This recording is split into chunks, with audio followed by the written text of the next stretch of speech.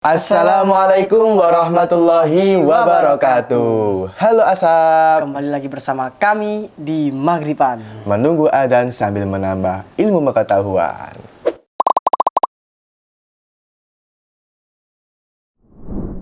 Alhamdulillahirrahmanirrahim. Bagaimana kabarnya kawan-kawan Maghriban? Sehat selalu ya. Gimana nih puasanya? Kamu dari apa, Kang? Kang. Apaan sih? Masih kecil tapi beratnya tuh beda sama yang lain. Lihat. Oh, jadi ini lihat video guys, kita lihat ya sama-sama ya. Gimana sih videonya kok sampai kenapa, Kang? Beda sama yang lain. Dia tuh ada tangan. Yang lain ada kiblat. Ini agak lain. Ini sejauh ini yang paling jauh. Emang nggak apa-apa saat gitu, Kang? Makanya, aduh kok kenapa sih kok kata-kata sendiri ternyata gimana nggak ketawa lihat gini. Apalagi anak kecil ya lucu banget ini. Sejauh ini yang paling jauh. Jadi, aduh gimana ya ini? Emang boleh soal kayak gini? Ya, ya banyak sekali ya Kang ya. Banyak sekali penjelasan, ya banyak sekali perincian bagaimana hukumnya, bagaimana terus bagaimana keabsahan sholatnya itu gimana, itu banyak sekali. Nah, yang kayak gini lah, yang ini kan kalau dilihat di videonya kan ini pasti anak kecil ya, anak kecil yang sekitarnya itu masih kan belum memayis ini, belum tamyiz ya, belum. Apa tamyiz itu, Kang? Tamyiz itu seperti sudah mengetahui mana yang baik. Oh, bisa membedakan gitu ya? Bisa membedakan, oke. Jadi sebenarnya itu anak tersebut sudah bisa melakukan apapun sendirian tanpa bantuan orang tua. Ya, bisa membedakan mana yang baik, gitu. mana yang buruk. Itu kan kalau kita lihat ini kan sepertinya itu masih anak kecil ini. Masih anak kecil kan. Lucu banget. Jadi sambil lihat dulu ya. Kayak lihat jamaah yang lain terus gue lebih beda ini. Silakan kata sana gue atau sendirian. Ya gimana kan namanya anak kecil. Jadi kalau gini Kang, ya kan sesuai hadis Rasulullah kan pernah bersabda bahwa kita tuh harus memerintahkan anak kecil untuk sholat kan mulai dari umur 7 tahun. 7 tahun. 7 tahun sudah harus diperintah untuk sholat, harus diajarkan sholat, mulai diajarkan. Dan itu juga catatan harus diajarkan orang tua ya guys ya. Harus diajarkan orang tua. Kan karena terbukanya ilmu lebih pertama itu melalui orang tua. Gitu. Jadi orang tua itu harus mulai mengajarkan anaknya, mulai memerintah, membimbing anaknya mulai umur ke-7. Dan jikalau sampai umur 10 dia masih belum mau untuk melaksanakan sholat. Nah, biasa kan anak kecil kan. Nah, kan baik sekali kan gitu loh. Itu harus dipukul. Pukul. Itu hadis Rasulullah. Pukul pakai tangan dipukul, tapi tidak boleh dengan cara keras, guys. Islam tidak mengajarkan yang keras. Memukul ini hanya untuk sebagai efek jerah. Bahkan Rasulullah itu menyuruh memukul itu tidak menggunakan tangan dalam, tapi memakai tangan luar. Oh, gini. Nah, gini. Oh. Karena beda. Ini karena Rasulullah sendiri yang bersabda. Nabi besar Muhammad SAW selalu alih. Tapi lambat laun ternyata sering terjadi juga. Betul anak itu tadi sudah benar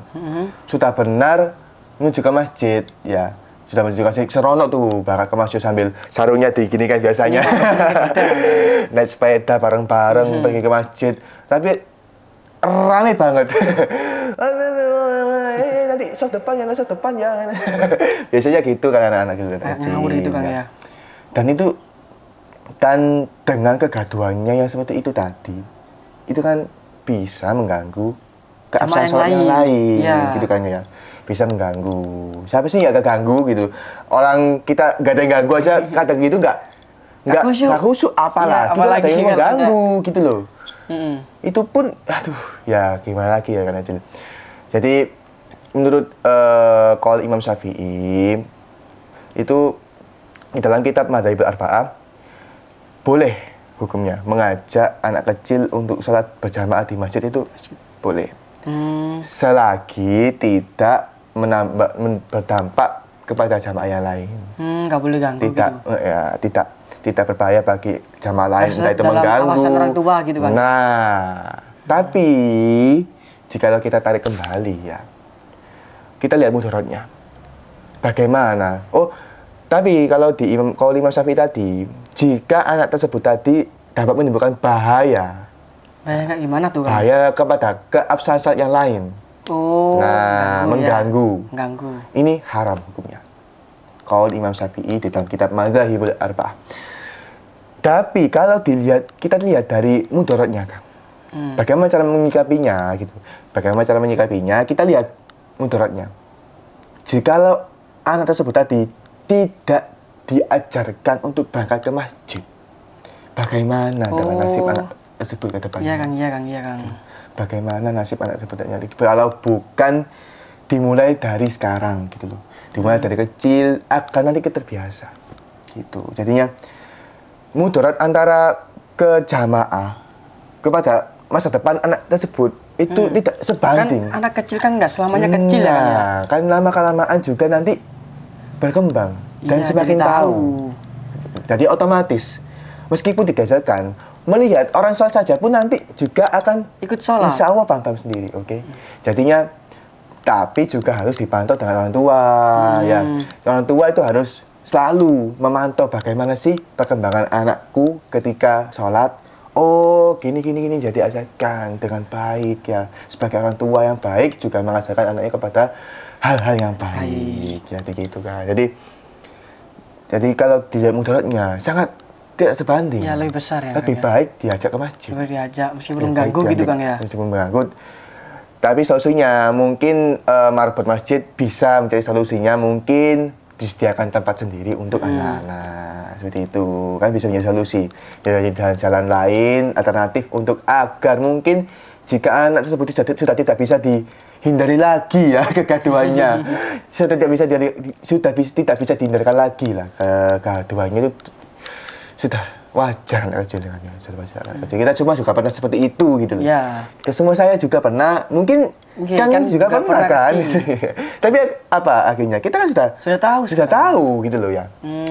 Jadi harus mencari solusi dan alternatif sekiranya tidak dapat dihindarkan, jika harus mencari solusi terbaik. Seperti itu tadi. Gitu Kang. Terus kita bahas bagaimana apakah sah salat menghadap selain kiblat? Ya, itu gimana tuh Kang? Kan menghadap kiblat itu sudah menjadi rukun ya salat kan. Mustaqbil kiblat. Menghadap kiblat kita kemana? Kan itu tadi kan kayak itu kan orang-orang ke barat itu kayak ke mana itu Kang? Ke selatan. Ke selatan. Nah, itu gimana itu Kang? Nah, itu kan salat sah itu kalau rukunnya terpenuhi. Sedangkan mustaqbil kiblat menghadap kiblat itu sudah menjadi rukun salat. Berarti gak sah sholatnya kan ya? Gak sah, tapi banyak sekali catatannya gitu loh. Jadi pernah Kang, Rasulullah itu sedang dalam posisi gelap gulita. Gelap. Lailatin mudlimatin di dalam hati Rasulullah. Ini cerita dari hati Rasulullah. Rasulullah pernah dalam keadaan gelap, sedang tidak mengetahui arah.